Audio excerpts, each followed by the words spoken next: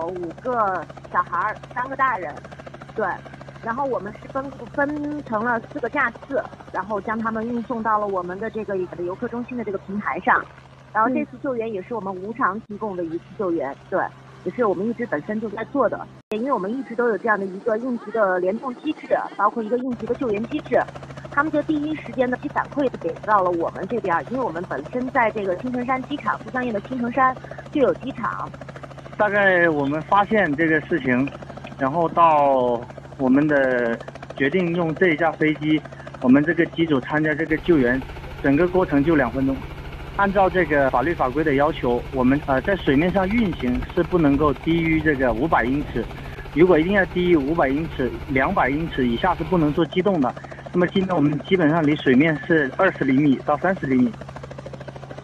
他们救援人员不知道这个怎么上飞机，我们是挂在空中，他们爬上来的。